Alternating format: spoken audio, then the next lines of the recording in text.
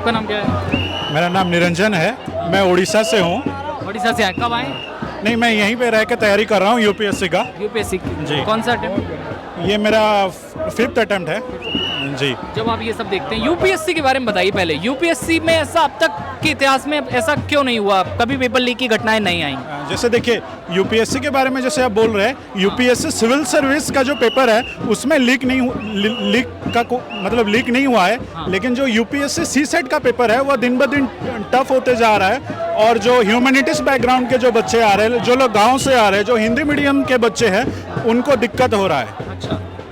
और ऐसा नहीं कि यूपीएससी का पेपर लीक नहीं हुआ है। यूपीएससी ईपीएफओ जो पिछले साल कंडक्ट हुआ था उसका पेपर लीक हुआ था, लेकिन गवर्नमेंट ने चुपचाप उसको दबाने का कोशिश किया है। ऐसा नहीं कि यूपीएससी का पेपर लीक नहीं होता है, लेकिन यूपीएससी ईपीएफओ का पेपर लीक हुआ है। और सीएसआईआर एएसओ का भी जो पेपर था वो भी लीक हुआ है। एनटीए अभी जो रिसेंटली कंडक्ट किया गया है सोशियोलॉजी, उसका भी पेपर लीक हुआ है। और ये पेपर लीक के वजह से कश्मीर से कन्याकुमारी तक जितने भी बच्चे हैं सब लोग अफेक्टेड है। ये सिलसिला लगातार है। जी जी जी। इनसे पूछो लीक का कारण क्या है, इनसे पूछो। ये कह रहे हैं भाई साहब, लीक का कारण क्या है? जैसे देखिए, लीक का कारण खाली धर्मेंद्र प्रधान नहीं है या बीजेपी गवर्नमेंट नहीं है, ये एक चेन है। और ये छोटे लोगों से ऊपर लेवल तक जाता है और ऊपर से नीचे लेवल तक आता है। अगर ये सब लेवल को अगर हम लोग अच्छे से चेक करेंगे तभी जाके मतलब ये लीक को रोका जा सकता है। और ऐसा नहीं कि धर्मेंद्र प्रधान को अकाउंटेबल रहना है, वो तो अकाउंटेबल है ही है। प्राइम मिनिस्टर को भी अकाउंटेबल होना चाहिए। एज ए स्टूडेंट हम लोग को भी अकाउंटेबल होना चाहिए, ताकि पेपर लीक का कहीं भी कहीं इन्फॉर्मेशन मिले तो हम पुलिस को दे। मतलब सब लोगों को कलेक्टिवली एफर्ट्स डालना चाहिए ताकि पेपर लीक ना हो। सारे सिस्टम की अकाउंटेबिलिटी होनी चाहिए। सर आप थोड़ा सा इस पर ध्यान बताएं कि यदि पेपर लीक हो रहा है तो लीक होने का कारण, मेन रीजन क्या है, फायदा किसको हो रहा है? जैसे देखिए, जो पेपर लीक हो रहा है उसमें तो नॉर्मल जो रूरल बैकग्राउंड के बच्चे आ रहे हैं उनको तो ज़्यादातर कोई भी प्रॉफिट नहीं हो रहा है। ये प्रॉफिट हो रहा है जिनके पास पैसे हैं। जैसे अभी नीट का पेपर आया, नीट का पेपर 30 लाख में वो क्वेश्चन बिका है, तो 30 लाख कौन दे सकता है? जिसके पास पैसा है, जो एलाइट बैकग्राउंड में है, उन्हीं लोगों के लिए ही ये सब चीज़ें सही है। और अगर ऐसे होगा तो भारत का जो ऑब्जेक्टिव है विकसित भारत, वो कभी भी नहीं हो सकता। चलो भाई साहब, आपने बहुत अच्छा बताया, लेकिन मैं बताता हूँ, आप गौर से सुनना इस बात को। मैं एक पहला स्टूडेंट ऐसा हूँ जो 1988 में मैंने 8 पेपर दोबारा दिए थे हाई स्कूल के, 1980 में। क्यों? क्योंकि वो पेपर जो है उस समय 4 महीने पहले बीजेपी सरकार यूपी गवर्नमेंट की आउट हो गई थी और राष्ट्रपति शासन लगा था। तो वे 8 पेपर जो थे, साइंस साइड की बात कर रहा हूँ, खाली पेपर तो बहुत आउट हुए थे, लेकिन साइंस साइड का एक संस्कृत का पेपर और 2 ड्राइंग के पेपर, उनको रोक के 8 पेपर मैंने दोबारा दिए थे। कौन सा साल था ये? 1980। और पहली बार में भी मेरी अच्छी परसेंटेज थी और सेकंड बार में मैं फर्स्ट डिवीजन से और डिस्टिंक्शन के साथ में पास हुआ हूँ। तो ये स्टार्टिंग वहाँ से हुई है, बीजेपी के राज से मैं मान के चल रहा हूँ। उसके बाद 2019 में हुई है और उसके बाद 22 में हुई है,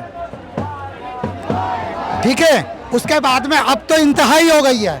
रीजन क्या है मैं बता देता हूँ। हाँ, क्या रीजन है? उन्होंने दिया है, जो इसने शिक्षा नीति बनाई है वो बहुत अच्छी है। हाँ। ठीक है, मैं मानता हूँ शिक्षा नीति है। कल मैंने उसको भी देखा, 2020 की जो शिक्षा नीति बनाई थी, हाँ। उसमें 1 साल से लेकर और 18 साल तक का ग्रेजुएशन किया गया, ठीक है।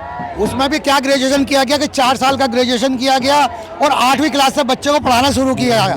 जब मैं 3 साल का था, मैंने केजी से स्टार्ट किया, पहली क्लास से स्टार्ट किया, 14 साल के हाई स्कूल कर ली। तो आज का बच्चा क्यों नहीं कर सकता, तब जबकि आज विकसित बच्चा है।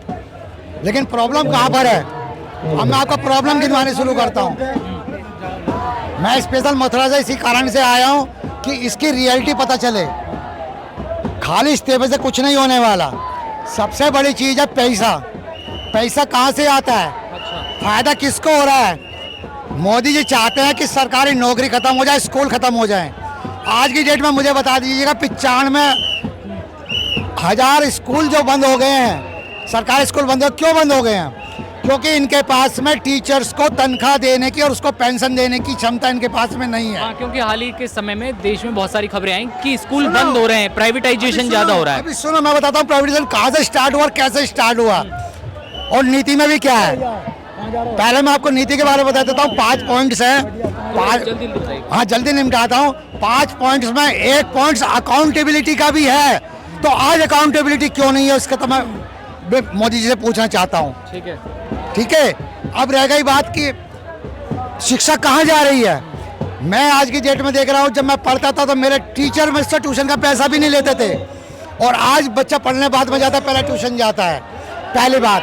दूसरी बात, आज की डेट में शिशु भारती, शिशु मंदिर, शिशु भारती, विद्या भारती के सारे विद्यालय खुले हुए हैं। यूनिवर्सिटियों में सारे जो है ऐसे डीन बने हुए हैं जिनको नीतियों का, शिक्षा का भी ज्ञान नहीं है। इसी के कारण जो नीतियाँ जो है वो गलत रास्ते पर जा रही है। नीति मैंने पढ़ी 2020 को, मैंने डिटेल में कल देखा, नीतियाँ सही हैं, लेकिन उन पर अमल कौन करेगा। अमल नहीं हो पाई, यही मेन बात यही है। उस पर अमल कौन करेगा। अमल करने की जरूरत है, लेकिन मोदी को अमल करने की जरूरत पड़ गई तो उसको फिर शिक्षकों को पैसा भी देना पड़ेगा, पेंशन भी देनी पड़ेगी।